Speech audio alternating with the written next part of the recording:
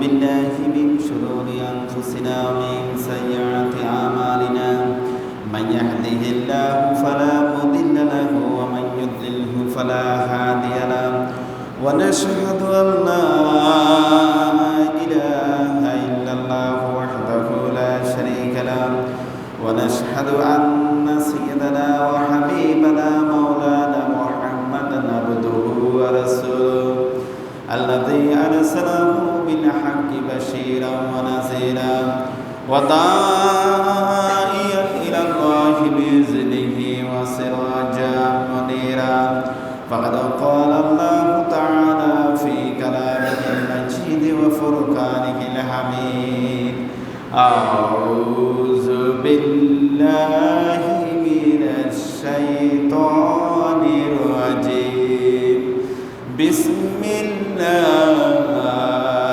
الرحمن الرحيم إن الله وملائكته يصلون على النبي يا أيها الذين آمنوا صلوا عليه وسلموا تسليما اللهم صل على سيدنا مولانا محمد وعلى آله سيدنا مولانا محمد اللهم صل على سيدنا مولانا محمد وعلى آل سيدنا مولانا محمد بلغ العلا بكماله كشف الدجى بجماله حسنت جميع خصاله صلوا عليه وآله সম্মানিত উপস্থিত মুআজ্জাজ মুহতারাম হযরত উলামায়ে কিরাম দিনদার পরেশগার মুত্তাকি ভাই সকল পর্দার অন্তরালে আমার সম্মানিত শ্রদ্ধেয় মা ও বোনেরা আসসালামু আলাইকুম ওয়া রাহমাতুল্লাহি ওয়া বারাকাতুহু। আমরা অধ্যকার 22 রবিউল আউয়াল 1446 হিজরি এবং আজকে 12ই আশ্বিন 1431 বঙ্গাব্দ এবং তার সাথে আজকে 27শে সেপ্টেম্বর 2024 সালের রোজ শুক্রবার আল্লাহ সুবহানাহু ওয়া তাআলার দরবারে অবনত মস্তকে শুকরিয়া আদায় করছি যে মহামনিব আমাদেরকে এই সকল প্রকার দুর্যোগ থেকে বিপদ আপদ থেকে মুশকিল থেকে ইহসানি দিয়া আল্লাহর ঘরে এসে বসার জন্য যে সুযোগ করে দিলেন, এই জন্য মনিবের আলিশান দরবারে প্রাণ উজাড় করে কালিমাত শুকর আদায় করি আলহামদুলিল্লাহ। আল্লাহ পাকের অশেষ দয়া, আমরা এই রবিউল আউয়াল মাসে দুইটা আলোচনা চলে, একটা হচ্ছে মিলাদুন নবী আর একটা হচ্ছে সিরাতুন নবী। তো মিলাদুন নবী নবীর বংশ জন্ম বৃত্তান্ত নিয়ে যে কথা বলা, সিরাতুন নবী নবীর জন্ম থেকে মৃত্যু পর্যন্ত পুরা এই ব্যাপক সুদীর্ঘ 63 বছরের জিন্দেগি নিয়ে আলোচনা করা, এটা প্রত্যেকেরই নৈতিক কর্তব্য জানা এবং বোঝা। কারণ নবীজির আদর্শের মূর্ত প্রতীক না হইলে পরে, নবীজির আদর্শ প্রেমিক না হইলে পরে সে কখনোই জান্নাতে যেতেই পারবে না। কোনো সন্দেহ আছে? কোনো সন্দেহ নেই, নবী প্রেমিক হইতেই হইবে। তা আমরা আজকে জানব নবীজি যে দায়িত্ব নিয়ে এসেছেন রিসালাত, এই রিসালাতের দায়িত্ব পাওয়ার আগেরকার অবস্থা কি, বিশ্ব কি বলে, আর রিসালাত পাওয়ার পর বিশ্বের কি পরিবর্তন সাধিত হয়েছে, এই সম্পর্কে আমরা কিছু আল্লাহ চাহিত কিছু কথা বলব। প্রথমত কথা হলো আল্লাহ পাকের আমরা সৃষ্টি, কোনো সন্দেহ আছে? পৃথিবীর উপরে যতটা সৃষ্টি আছে কোটি কোটি বলে 24,000 সৃষ্টি। 24,000 তো আমি মনে করি শুধু জলে আছে, স্থলে না। আল্লাহর অসংখ্য সৃষ্টি রয়েছে, বলেন না সুবহানাল্লাহ। আমরা যে মাটি দেখতে পাই, এই মাটির গভীরেও অনেক সৃষ্টি রহস্য লুকায়িত আছে, যা আমরা অন্তর্চক্ষুতে দেখি না। বাহ্যিক চক্ষু, অন্তর্চক্ষু কোনোটাই আমরা দেখতে পাই না যে ভিতরে কি আছে, কিন্তু সেখানেও জগৎ আছে। উপরে আসমানের দিকে তাকালে সেখানে অসংখ্য আল্লাহর সৃষ্টি বিরাজ করতেছে। নিপুণভাবে আল্লাহ পাক এগুলো সাজিয়ে রেখেছে, বলেন সুবহানাল্লাহ। আমরা এই পৃথিবীতে, আমরা আজকে যারা এখানে মসজিদে এখনো পর্যন্ত উপস্থিত হয়েছি, আমরা সবাইকে একমত পোষণ করি না। এখানে আমরা যারা আজকে অল্প সময়ের ভিতরে আমরা যারা একত্রিত হয়েছি, আমাদের মধ্যে কারো এক একজনের মত এক এক রকম। এক মায়ের পেট থেকে সন্তান ভূমিষ্ঠ হয়, 3 ছেলে থাকলে 3 ছেলের মত 3 রকম হয়, কালার বিভিন্ন রকম হয়, তিনজন একই কালারের হয় না। পৃথিবীর উপরে এইভাবে হাজারো সৃষ্টি রয়েছে, হাজারো মায়ের ছেলেরা রয়েছে। তাকাইলে পরে দেখা যায় এক একটার চেহারা এক এক রকম। যেমনটি করে চেহারার ভিতরে মিল পাওয়া যায় না খুঁজে, তেমনি করে তার আচরণেও মিল পাওয়া দুষ্কর। পৃথিবীর উপরে এই সৃষ্টি রহস্যের ভিতরে ঘেরা। আমরা যখন সৃষ্টিকে নিয়ে যখন আমরা আলোচনা করব, রিসার্চ করব, তখন আমাদের সামনে আল্লাহর একত্ব বার্তা একদম ক্লিয়ার হয়ে যাবে, বলেন না সুবহানাল্লাহ। আল্লাহ যে একক সত্তা, তিনি সৃষ্টি করেন এবং এটাকে প্রতিপাদনও করেন, বলেন সুবহানাল্লাহ, আল্লাহু আকবার। আমরা পৃথিবীতে প্রথম সৃষ্টি আদম আলাইহিস সালাম। আদম আলাইহিস সালামকে সৃষ্টি করার আগে আল্লাহ পাক ফেরেশতাদের সামনে একটা প্রস্তাবনা এনেছিলেন। আল্লাহ রাব্বুল আলামিন বলেন, ওয়া ইয ক্বালা রাব্বুকা লিল মালাইকাতি ইন্নী জাইলুন ফিল আরদি খলিফা। আল্লাহ রাব্বুল আলামিন বলেন, আমি মনস্তাব করলাম, আমি পৃথিবীর উপরে খলিফা নিযুক্ত করব, খলিফা পাঠাবো। তখন ফেরেশতারা শোনার পর বলল, কালু আতাজআলু ফিহা মান ইউফসিদু ওয়া ইয়াসফিকু দিমাআ ওয়া নাহনু নুসাব্বিহু বিহামদিকা ওয়া নুকাদ্দিসু লাকা ক্বালা ইন্নী আ'লামু মা লা তা'লামুন। এই যে একটা সংক্ষিপ্ত কথা, এটা বিশদ ব্যাখ্যা দিতে যাব না। আমরা আজকে জানবো যে আল্লাহ যখন খলিফা নিযুক্ত করতে চাইলেন, আর ফেরেশতারা বলল, আমরা তো আপনার গুণকীর্তন প্রশংসায় আমরা বিভোর আছি, আবার আপনি কেন খলিফা নিযুক্ত করবেন? এরা তো দুনিয়াতে যাওয়ার পর ফিতনা ফাসাদে লিপ্ত হয়ে যাবে, ঝগড়া বিবাদে লিপ্ত হয়ে যাবে। আল্লাহ পাক বললেন যে আমার যে মিশন, আমার যে চিন্তাধারা আমি কেন তৈরি করব, সেটার যে একটা লক্ষ্য, একটা উদ্দেশ্য আছে। ইন্নী আ'লামু মা লা তা'লামুন, আমি জানি এই উদ্দেশ্য সম্পর্কে তোমরা কিছুই জানো না, বলেন না সুবহানাল্লাহ। সেই আদম আলাইহিস সালামের সূচনা থেকে কিয়ামত পর্যন্ত একই কথাই বলবৎ আছে, মানুষ কিছুই জানে না, যা জানে সব কিছু কে জানে? আল্লাহ জানে, আল্লাহ জানে। আপনি যত বড় বৈজ্ঞানিক হন, আপনি বড় সৃষ্টিতত্ত্ব নিয়ে যত রহস্য বা তারপরে উদ্ঘাটন করেন না কেন, এই চড়া হাজারো রহস্য লুকায়িত আছে, কোনো সন্দেহ নাই। তাহলে সর্বা সব কিছুর নিয়ন্ত্রণ, সব কিছু জাননেওয়ালা, সব কিছু বুঝনেওয়ালা কে? একমাত্র আল্লাহ, একমাত্র আল্লাহ। আল্লাহ রাব্বুল আলামিন বলেন, দেখো একটা মজমার ভিতরে কিছু লোক একত্রিত হয়, আবার একটা ঘরের ভিতরে কিছু সদস্য থাকে, তাদের মধ্যে মতের পার্থক্য থাকে। মজমায় একত্রিত হওয়া লোকদেরও মতের পার্থক্য থাকে।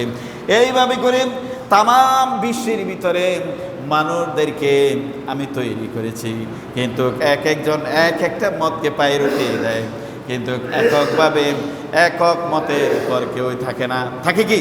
থাকে না। এক একজন এক এক মতের।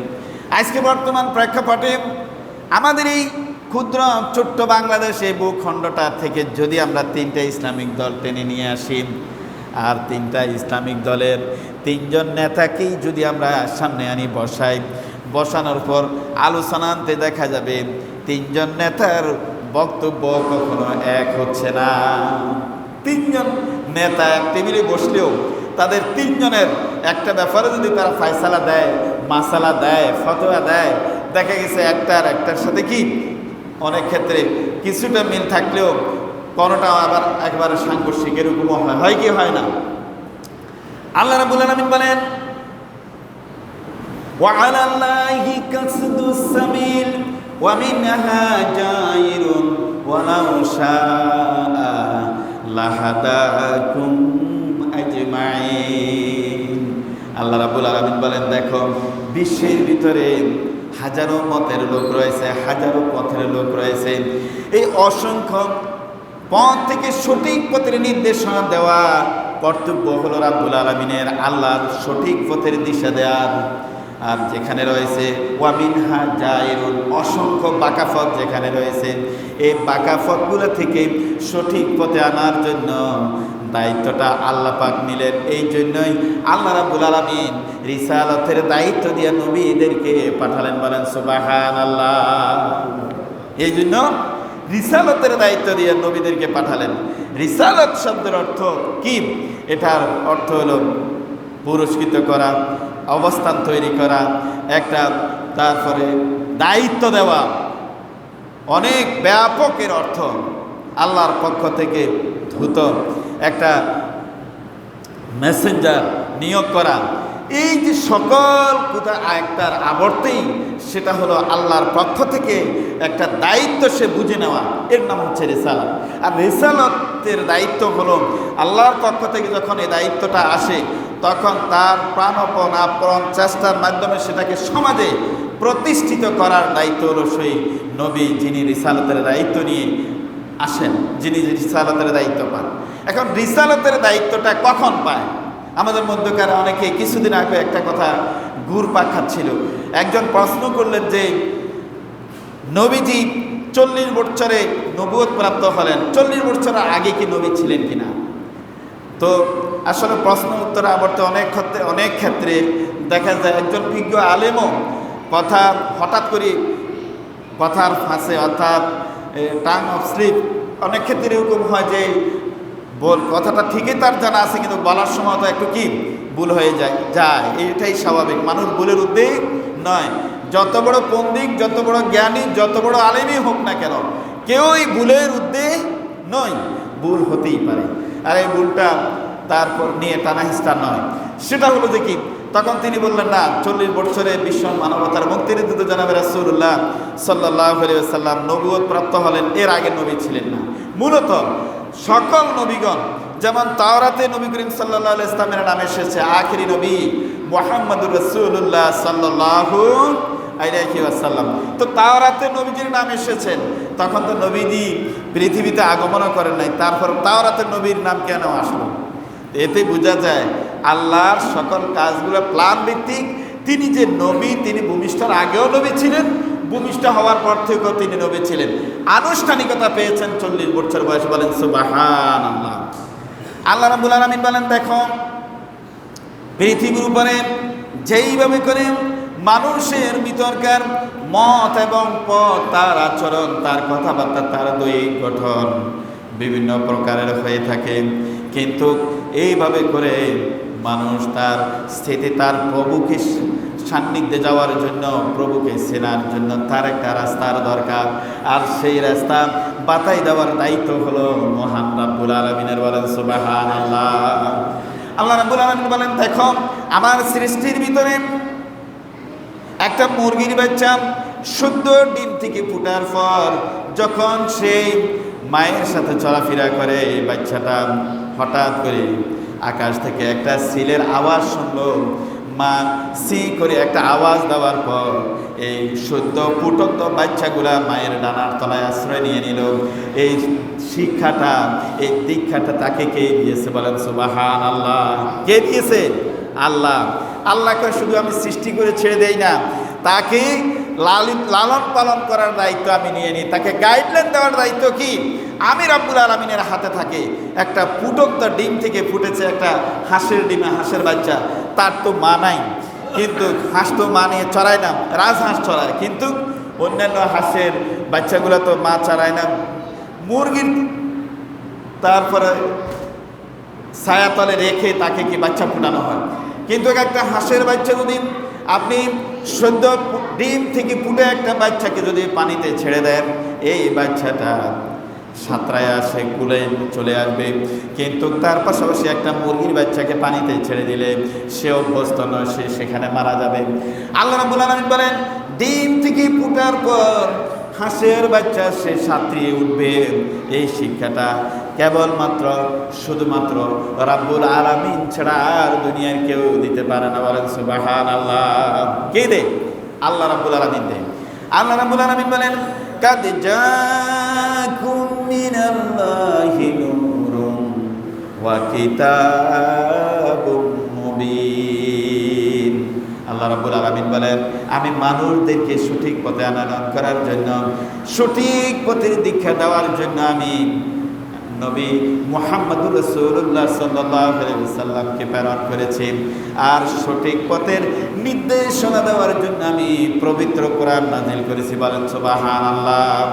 দুইটি জিনিস পাঠিয়েছেন মানুষদেরকে সঠিক পথে নেওয়ার জন্য, একটা হচ্ছে কোরআন, আর একটা হচ্ছে নূর মুহাম্মদুর রাসূলুল্লাহ সাল্লাল্লাহু আলাইহি ওয়াসাল্লাম।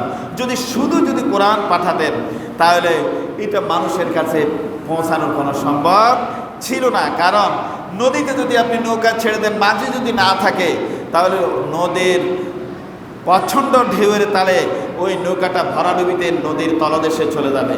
কিন্তু অনুরূপভাবে নবুয়তের দরজা বন্ধ।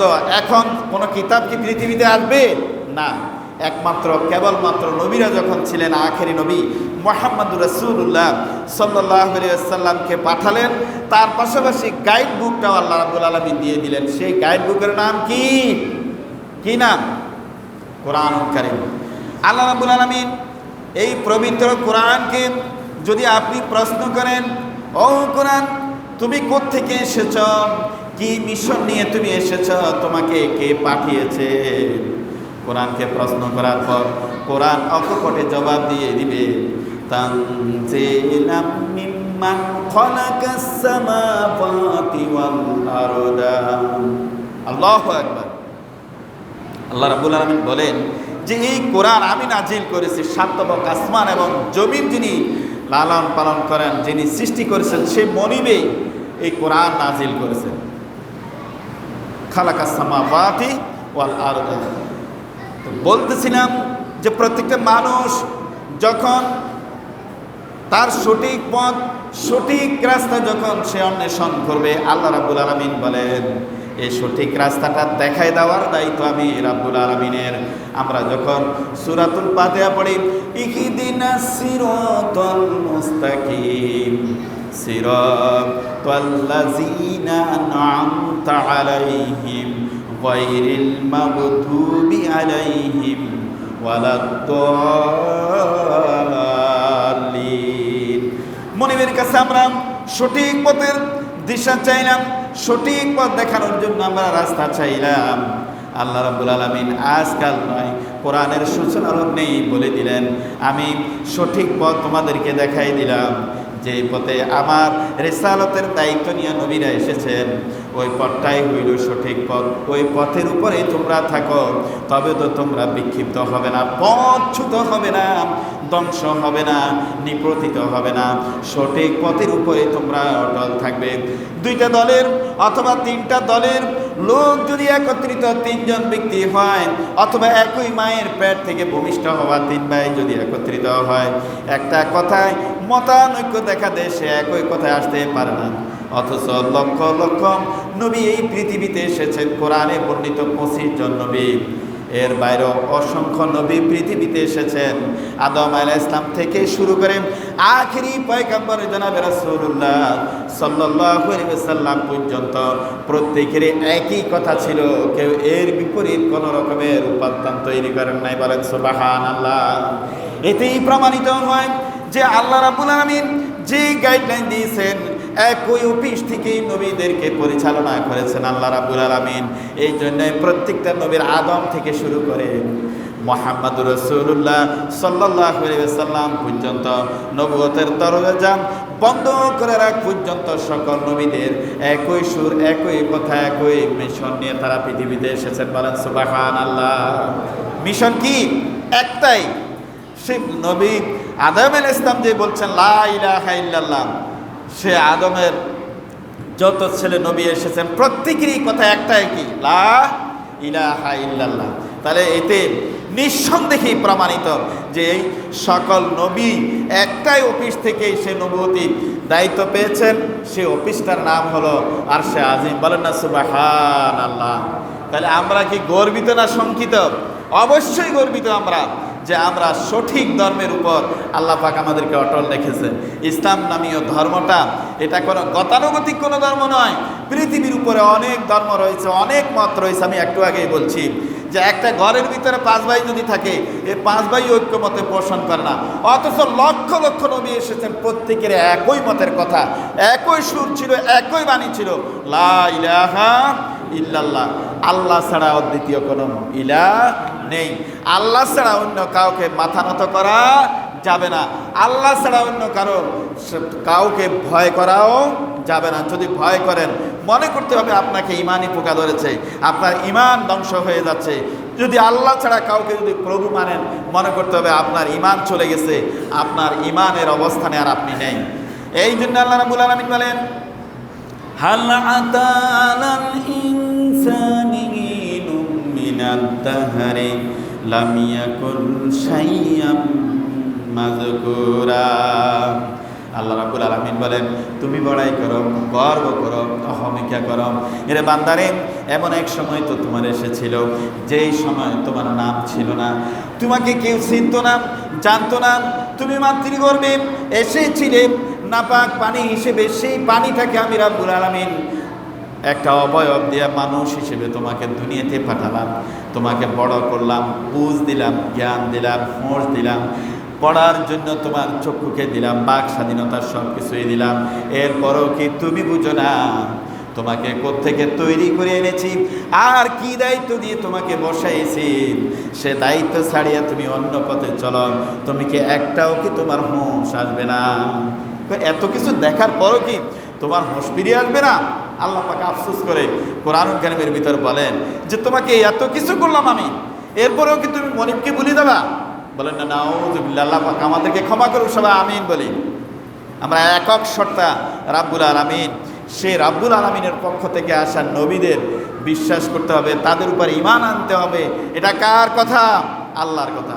আল্লাহ রাব্বুল আলামিন বলেন, আমানতু বিল্লাহি ওয়া মালাইকাতিহি ওয়া কুতুবিহি ওয়া রুসুলিহি ওয়াল ইয়াউমিল আখিরি ওয়াল কদরি খায়রিহি ওয়া শাররিহি মিনাল্লাহি তাআলা ওয়াল বাসি বাদাল মাউত। ঈমানের 7টি স্তর। এই 7টি স্তরের ভিতরে প্রথমত শর্ত হলো মহামনিব আল্লাহর প্রতি ঈমান আনয়ন করা। এরপরে আল্লাহর নূরের তৈরি ফেরেশতাদের উপর ঈমান আনয়ন করা। কারণ আল্লাহ রাব্বুল আলামিন আসমান থেকে সরাসরি নবীর কাছে ওহী পাঠান নাই, ফেরেশতার মাধ্যমে পাঠিয়েছেন। যে ফেরেশতার মাধ্যমে রিসালাতের দায়িত্ব পাঠিয়েছেন, সেই ফেরেশতাদের প্রতি ঈমান আনয়ন করার জন্য আল্লাহ রাব্বুল আলামিন বলে দিলেন। এরপরে বলছেন ওয়া কুতুবিহি, ফেরেশতারা যে কিতাব নিয়ে এসেছে আমার নবীদের সামনে, সেই কিতাবের প্রতি তুমি বিশ্বাস স্থাপন করো। যদি কোরআনের প্রতি আপনি বিশ্বাস না করেন, তবে তো ধর্ম নিরপেক্ষ মতবাদ নিয়ে আপনি ঘুরতে হবে, কখনো ঈমানের দিশা পাবেন না। বলেন নাউযুবিল্লাহ। আছে না আমাদের মধ্যকার অনেক মুসলিম ধর্ম নিরপেক্ষবাদ। আর ধর্ম নিরপেক্ষবাদ বলতেই তো হলো ধর্মহীনতা, তার কোনো ধর্মের অস্তিত্ব নেই। আপনি যদি ধর্ম নিরপেক্ষতাবাদ যদি রচনা করতে চান, ধর্ম নিরপেক্ষ নিজেকে স্বীকৃতি দিতে চান, তা আপনার পাশে মসজিদে আসি রবি, তারপরে এই যে হরিবাবু আসি বসবে কি বসবে না? বলবে দেখি এখানে সকল ধর্মের পথ আছে না, এটা কি কখনো ইমানদার মেনে নিতে পারে? কখনোই না। একজন ঈমানদার সে যেটা বলবে, কোরআন যা বলবে সেটাই সে প্রতিপাদন করবে, এর বাইরে কোনো কথা তার চলবে না। এই জন্য কবি বলেন, মুসলমানি বুয়ালে গর্দানে হাদা এনানে খুরবা দোস্তে খাজ দাদা। মুসলমান তো তাকে বলেন, মুসলমানের তার গলার লাগামটা আল্লাহর হাতে সুপর্দ করে যখন সে পড়ে নিল লা ইলাহা ইল্লাল্লাহু মুহাম্মাদুর রাসূলুল্লাহ, আমি আল্লাহ ছাড়া অদ্বিতীয় কাউকে মানি না, কাউকে সেজদা দেই না, কাউকে সেজদার সমকক্ষ মনে করি না, কেবলমাত্র শুধুমাত্র আল্লাহ আমার রব আর আল্লাহ আমার সব, এবং নবী মুহাম্মদুর রাসূলুল্লাহ সাল্লাল্লাহু আলাইহি ওয়াসাল্লাম আল্লাহর প্রেরিত রাসূল হিসেবে আমি মেনে নেই। এই কথা বলার পর আপনার প্রবৃত্তির অনুসরণ করে কোনো কথা বলার আর কোনো সাহস নাই। আল্লাহ রাব্বুল আলামিন কোরআনুল কারীমের ভিতরে বলে দিলেন, আমার নবী সুদীর্ঘ 23টি বছর নবুয়তের আগে এবং নবুয়তের আগে 40টি বছর, এই 63 বছর বয়সের ভিতরে আমার নবী নিজের প্রবৃত্তির অনুসরণ করে কোনো কথা বলেন নাই। যদি বলতেন ওয়ালাউ তাকাওয়ানা আলাইনা বাদাল আকাওয়িল লা আখাযনা মিনহু বিল ইয়ামিন সুম্মা লাকাতানা মিনহুর ওয়াতিন। আল্লাহ রাব্বুল আলামিন বলেন, আমার নবী ওয়ালাউ তাকাওয়ানা আলাইনা বাদাল আকাওয়িল, আমার নবী প্রবৃত্তির অনুসরণ করে কোনো কথা পৃথিবীতে প্রতিষ্ঠিত করতে চান নাই। আমি রাব্বুল আলামিন যা বলছি তাই পৃথিবীতে প্রতিষ্ঠিত করেছেন। যদি আমার নবী নিজের প্রবৃত্তির অনুসরণ করে যদি কোনো কথা বলতেন, লা খাজনা মিনহু বিল ইয়ামিন, আমি নবীর ডান হাতকে চেপে ধরতাম এবং নবীর কণ্ঠনালীটাকে আমি কেটে ফেলে দিতাম। আল্লাহু আকবার! দেখেন কেমন সত্য কথা। নবীজি প্রবৃত্তির অনুসরণ করে কোনো কথা বলতে বলেন নাই, তার এই সুদীর্ঘ 63 বছর জিন্দেগিতে প্রমাণিত। বলেন না সুবহানাল্লাহ।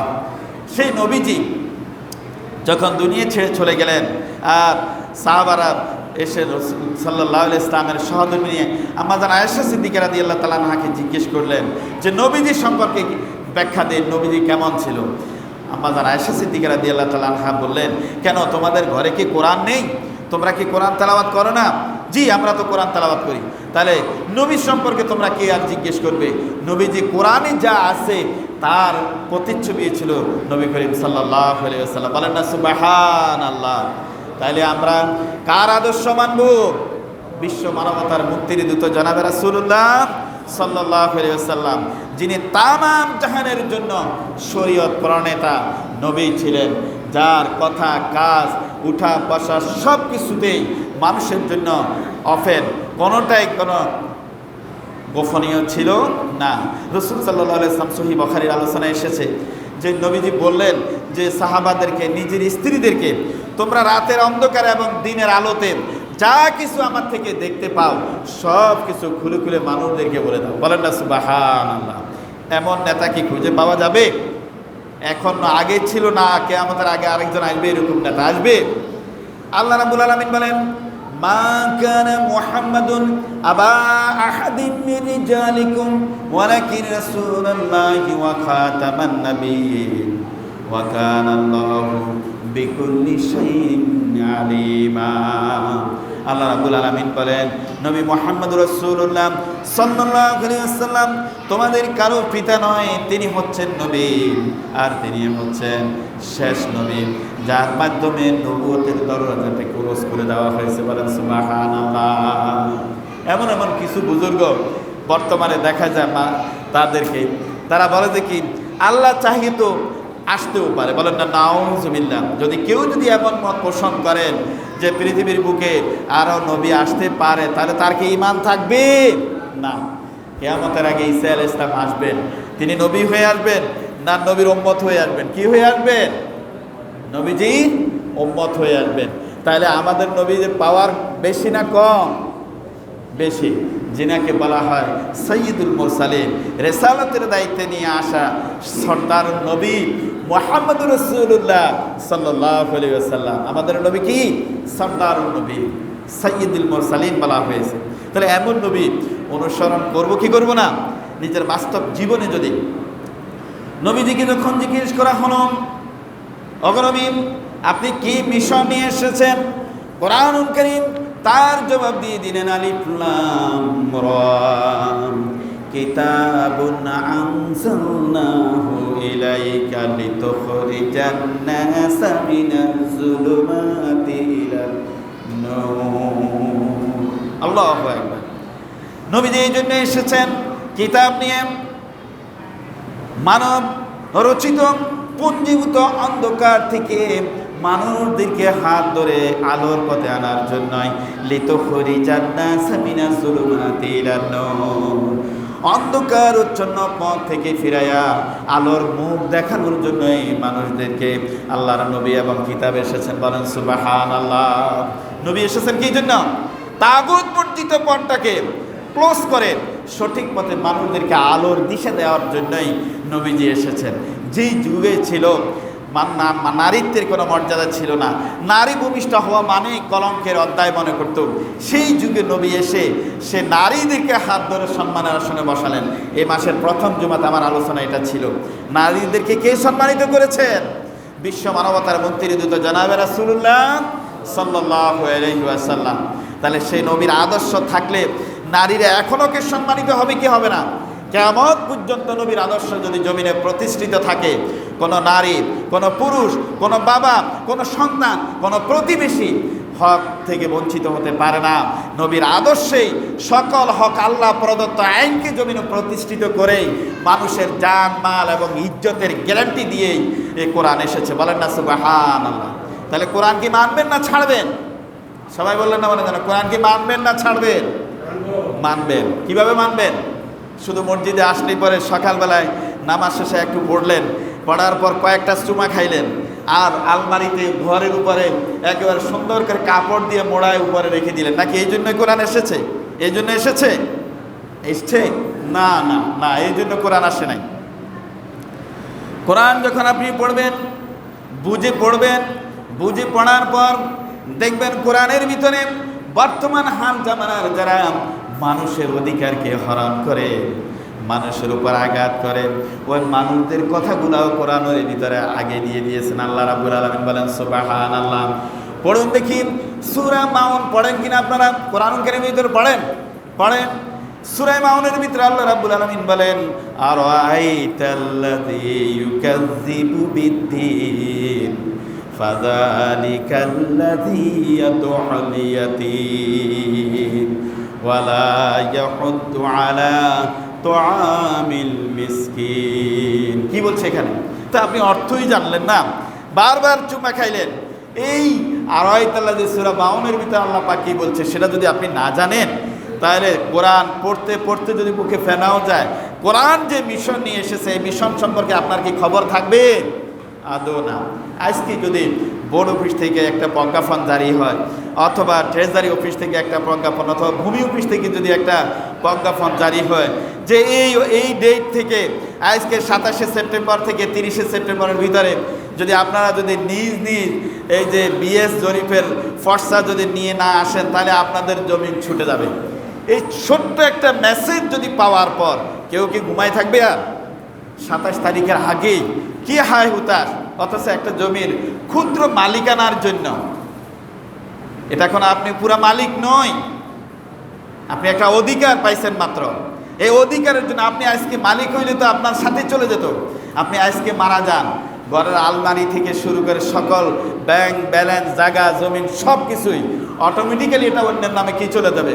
হস্তান্তরিত হবে কি হবে না? না থেকে যাবে? না কাপড়ের সাথে টাকা বাস করে কিছু দেওয়া যাবে? যাবে না। রাখা যাবে? যাবে না। অনেকেই তো ধন সম্পদ পাইলে এটাকে পুঞ্জীভূত করে রাখেন। সূরা তারপরে হুমাজার ভিতরে এটার ব্যাখ্যা আছে, অন্য সময় আমরা বলবো নি। আজকে তো আমরা সিরাত মাহফিল নিয়ে আলোচনা করছি। তো এই যে বারবার গনে আর এটাকে রাখে, আল্লাহ এটা দেখে আল্লাহর ফেরেশতারাও হাসে, হায় রে বান্দা, তুই তো এটা এই গনার ভিতরেই তোর মৃত্যু হবে, এটা খাওয়ার সুযোগও তো তুই পাবি না। আমরা এরকম আছে কিনা? না নাই। সম্পদকে লালন করে রেখে যায়, পরে সন্তানেরাও এটাকে বিএসি বিছে বিভিন্ন কাজে এটা ব্যয় করে, সন্তানেরাও খেতে পারে না, ওই বুড়োটাও খেয়ে যেতে পারলো না। এরকম আছে কিনা? না নাই। কঞ্জুর যাদেরকে বলা হয়, মানে ওই যে মুসা আলাইহিস সালামের জমানায় কারুন নামের নাম শুনছিলেন? কারুন, ওই কারুনের চাচাতো ভাইরা আসেনি আমাদের দেশে এখন? না নাই, অনেক টাকা আছে, পাশে গরিবেরা না খায় মরে, সে একটু জিজ্ঞেস করে না, করে কি করে না। এরকম চরিত্রকে পাল্টায়া নবীর আদর্শকে জমিনে বাস্তবায়ন করতে হবে। যখন নবীজি সাল্লাল্লাহু আলাইহি ইসলামের সাথে আম্মাজান খাদিজা রাদিয়াল্লাহু তাআলা আনহার সাথে তারপরে বিবাহ হয়, নবীজি যখন বিবাহ করেন, আরবের সবচেয়ে বড় ধনাঢ্যশালিনী ছিলেন আম্মাজান খাদিজা রাদিয়াল্লাহু তাআলা আনহা। ইতিহাস প্রমাণ করে নবীজি অকাতরের সেটা ইসলামের জন্য, গরিব দুঃখী অসহায় মানুষদের জন্য বিলাই দিয়েছেন। বলেন না সুবহানাল্লাহ। পরক্ষণে এমনও অবস্থা হয়েছে যে নবীজি বুকে পাথর বেঁধেছেন খিদার জ্বালায়। এখন নাস্তিক্যবাদী যারা বোঝে না, তারা তো কোরআন দেখে তারা কোরআনের অর্থ কাউকে বিপদগামী করে, আবার অধিকাংশ লোককে কি করে, ইমানকে মজবুত করে। আল্লাহ পাক বলেই দিয়েছেন যে আমার এই বাণী শোনার পর অনেকে বিপদগামী হবে, কারণ ভুল ব্যাখ্যায় তারা পতিত হবে। তো নবীজি যখন অনেকেই শোনে যখন যে নবীজি বুকে পাথর বেঁধেছেন, তো ওই নাস্তিকরা কি করে, তোমাদের নবী বুকে পাথর বেঁধেছেন, আল্লাহ প্রদত্ত নবীর বুকে পাথর বাঁধলো কা? আল্লাহ কি মানোয়া সালোয়া পাঠাই দিতে পারতো না? মান্না সালোয়া পাঠাই দিয়ে তো খাওয়াইতে পারতেন। আরে বেকুব কোথাকার, আল্লাহ পাক তো নবীজিকে সব কিছু দিয়ে দিয়েছেন। নবী অকাতরে বিলাই যে কষ্ট করেছেন, এটা তামাম বিশ্বের জন্য একটা কি রাখলো, দর্পণ আকারে একটা নোটিশ রেখে গেলেন, একটা নিদর্শন রেখে গেলেন যে নবীজি নিজে না খায়ও, নিজের পেটে না দিয়েও মানুষের জন্য কল্যাণ করে গেছেন। বলেন না সুবহানাল্লাহ। এমন নবী ছিলেন। তো এই নবী হযরত ওমর রাদিয়াল্লাহু তাআলা একদিন বলতেছেন, ইয়া রাসূলুল্লাহ সাল্লাল্লাহু আলাইহি সাল্লাম, আপনি এই যে খেজুরের তারপরে গিলাফের রশি দিয়া পেছানো একটা মাদুরের উপর আপনি শুয়ে আছেন, আপনার মাথার তলে একটা বালিশ নাই, খাটিয়া আপনার পিঠের তলে একটা চাদর নাই, ভালো একটা তোষক নেই, আপনি তারপরে আল্লাহ রসুল সাল্লাল্লাহু আলাইহি সাল্লাম চোখের পানি ছেড়ে দিয়ে বললেন, ও ওমর, আমি তো দুনিয়ার স্বাচ্ছন্দ্য ভোগ করার জন্য আসি নাই, আমি তো এসেছি দুনিয়া থেকে ইসলামের সুশীতল ঝান্ডার তলে আশ্রয় কোরআনকে প্রতিষ্ঠিত করার জন্য এসেছি। যদি আমি সুখ চাইতাম আর আল্লাহকে যদি বলতাম এই উহুদ পাহাড় আমার জন্য স্বর্ণে পরিণত হয়ে যেত, তুমি আমার জন্য এটা করার দরকার নেই। আল্লাহ পাক, আল্লাহর নবীজি দুনিয়াকে সুখকে অর্জন করার জন্য আসেন না, মানুষের সুখের জন্য নিজের জীবনটাকে বিসর্জন দিয়েছেন। বলেন সুবহানাল্লাহ। তাহলে আমরা নবী প্রেমিক হই, নবীর আদর্শের প্রতীক হয়ে আমরা যেন প্রত্যেকটা ঘরে ঘরে নবীর আদর্শ যেন থাকে, কোরআন বুঝে পড়ব। তাহলে আমাদেরকে সূরা মাউন বলতেছেন, দেখো নবীজিকে বলতেছেন, আপনি কি দেখেন নাই, আরাইতাল্লাযী ইউকাযযিবু বিদ্দীন ফাযালিকাল্লাযী ইয়াদউল ইয়াতীম, যারা পরকালকে অস্বীকার করে এবং এতিমদেরকে গলা ধাক্কা দিয়ে ঘর থেকে বের করে দেয়। এতিমদেরকে কি করে? গলা ধাক্কা দিয়ে ঘর থেকে বের করে দেয়, তাদেরকে খাওয়ার দেয় না। এখনো আছে কিনা না নাই এতিম? আছে না নাই? বাবা মারা যাওয়ার পর, মা মারা যাওয়ার পর যে সন্তান থাকে তাদেরকে কি বলে? এতিম বলে। আমাদের এই সমাজে অনেকের হাত এতিমের রক্তে রঞ্জিত, আছে কিনা না নাই? আছে। হয়তোবা অনেকে বোঝেন না বলেই মনে করেন না উনি সমাজের সবচেয়ে বড় লিডার, বড় মডেল, সম্মানিত ব্যক্তি।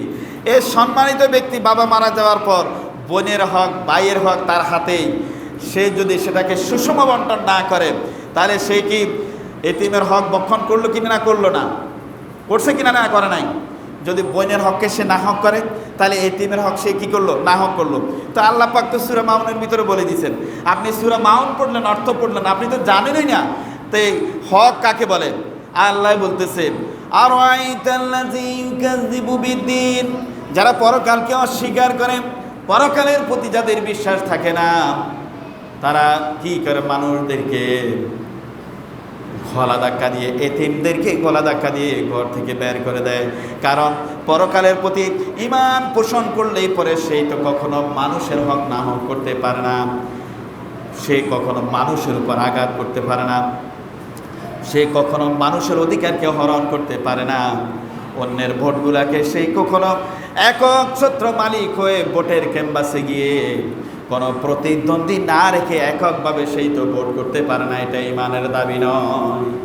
যদি মনে করতাম তাহলে যেই ব্যক্তি সূরা মাউন পড়তো আর চোখের পানি ছেড়ে দিয়ে গলা বাসায় ফেলতো, বলতো আল্লাহ বলতেছে আরাআইতাল্লাযী, পড়ুন না সবাই, আরাআইতাল্লাযী ইউকাজ্জিবু বিদ্দীন ফাযালিকাল্লাযী ইয়াদউল ইয়াতীম ওয়ালা ইয়াহুদ্দু আলা তুআমিল মিসকিন ফাওয়াইলুল লিল মুসাল্লিন আল্লাযীনা হুম আন সালাতিহিম সাহুন আল্লাযীনা হুম ইউরাউন